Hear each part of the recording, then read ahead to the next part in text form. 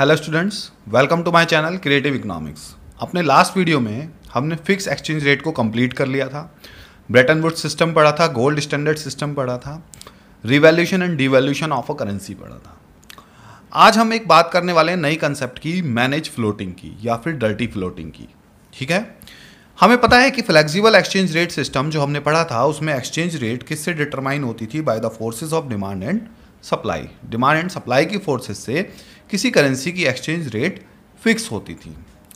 लेकिन कभी कभी सेंट्रल बैंक क्या करता है, अपने कंट्री की करेंसी को लिमिट्स में फ्लक्चुएट रखने के लिए कि ज़्यादा फ्लक्चुएट ना हो हमारी करेंसी की वैल्यू, या फिर विद इन द लिमिट्स रहे, या बहुत ज़्यादा डाउन ना हो हमारी करेंसी की वैल्यू, या बहुत ज़्यादा अप ना हो। जब किसी करेंसी की वैल्यू बहुत ज़्यादा डाउन हो जाती है तो वो भी प्रॉब्लमेटिक होता है उस कंट्री के लिए, या बहुत ज़्यादा बढ़ जाती है करेंसी की वैल्यू तो हमारे एक्सपोर्ट्स कम हो सकते हैं, वो भी हमारे कंट्री के लिए प्रॉब्लमेटिक होता है।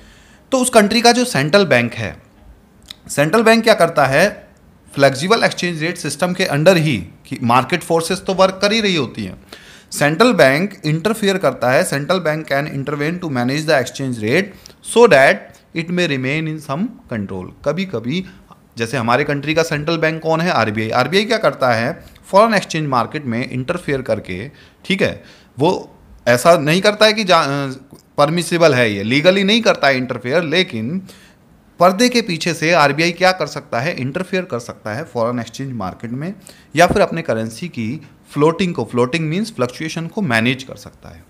कैसे करता है? और इस फ्लक्चुएशन को कंट्रोल करने को ही हम मैनेज फ्लोटिंग कहते हैं। How the central bank does this? Case one है when central bank wants to reduce exchange rate. कभी कभी आरबीआई क्या चाहता है कि एक्सचेंज रेट कम हो जाए, फॉरेन करेंसी की वैल्यू कम हो जाए, हमारी करेंसी की वैल्यू बढ़ जाए। Suppose RBI wants that $1 US dollar is equal to 50 rupees. अभी मान लीजिए मार्केट ने क्या तय कर दिया कि $1 इज इक्वल टू 50 रुपीज़ है, और आरबीआई ये चाहता है कि 1 US डॉलर जो है वो कितने का हो जाए, 1 US डॉलर हो जाए 40 रुपीज़ का। ठीक है, ये मैंने यहाँ पर लिखा है US डॉलर, 1 US डॉलर कितने का हो जाए, 40 रुपीज़ का। तो आरबीआई क्या करेगा, RBI will start to sell US dollar in foreign exchange market. RBI क्या करेगा, US डॉलर को बेचना शुरू करेगा, आर्टिफिशियल सप्लाई क्रिएट कर देगा US डॉलर की। आरबीआई क्या चाह रहा है, एक्सचेंज रेट को रिड्यूस करना, डॉलर की वैल्यू को रिड्यूस करना, अपनी करेंसी की वैल्यू को बढ़ाना। पहले $1 50 रुपये था, आरबीआई चाहता है 40 रुपये हो जाए, डॉलर की वैल्यू कम हो जाए। तो आरबीआई इसके लिए क्या करेगा, अब मार्केट का रूल तो क्या कहता है कि जिस करेंसी की सप्लाई ज़्यादा होगी उसकी वैल्यू कम होगी, तो आरबीआई क्या करेगा, डॉलर को बेचना शुरू कर देगा इंटरनेशनल मार्केट में। ठीक है, it means RBI will create artificial supply of US dollar.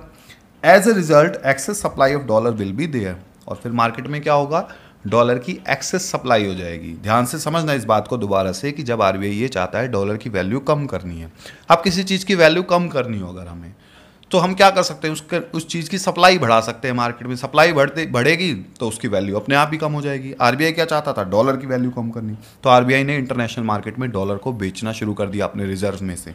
ठीक है, और जब बेचना शुरू करेगा तो डॉलर की सप्लाई बढ़ेगी, जब डॉलर की सप्लाई बढ़ेगी तो एक्सचेंज रेट अपने आप ही धीरे धीरे कम आने लगेगी, और आरबीआई तब तक सेल करता रहेगा US डॉलर को जब तक कि आरबीआई जितनी चाहता था, 40 रुपये चाहता था आरबीआई, $1 40 रुपये का हो जाए, जब तक ऐसा ना हो जाए। लेकिन ये बहुत रिस्की प्रोसेस है, इसमें आरबीआई के बहुत सारे फॉरेन एक्सचेंज के रिजर्व्स ख़त्म हो सकते हैं। ठीक है, दूसरा क्या होता है मैनेज फ्लोटिंग में, दूसरी चीज़ आती है when RBI wants to increase exchange rate. RBI ये चाहता है एक्सचेंज रेट बढ़ जाए, डॉलर की वैल्यू बढ़ जाए, हमारी करेंसी की वैल्यू कम हो जाए। ठीक है, मान लीजिए 1 US डॉलर 50 रुपये था और आरबीआई चाहता है 1 US डॉलर हो जाए 60 रुपीज़ का।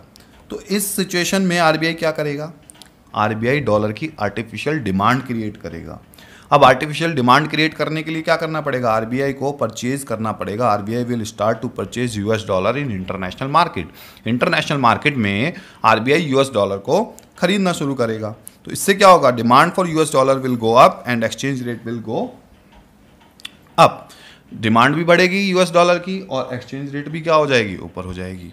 इसे हम कहते हैं मैनेज फ्लोटिंग। मैनेज फ्लोटिंग में आरबीआई ने किया क्या, आरबीआई चाहता था या तो अपनी करेंसी फॉरेन करेंसी की वैल्यू को लोअर करना या फॉरेन करेंसी की वैल्यू को इंक्रीज करना। जब फॉरेन करेंसी की वैल्यू को लोअर करना चाहता है तो उसको इंटरनेशनल मार्केट में बेचेगा। जैसे यूएस डॉलर की वैल्यू को लोअर करना चाहता था, इंटरनेशनल मार्केट में बेचना शुरू कर दिया था डॉलर को आर्टिफिशियली, ठीक है, नेचुरली नहीं किया, आर्टिफिशियली, मार्केट फोर्सेस ने नहीं किया, आरबीआई ने जानबूझकर सप्लाई बढ़ाई डॉलर की।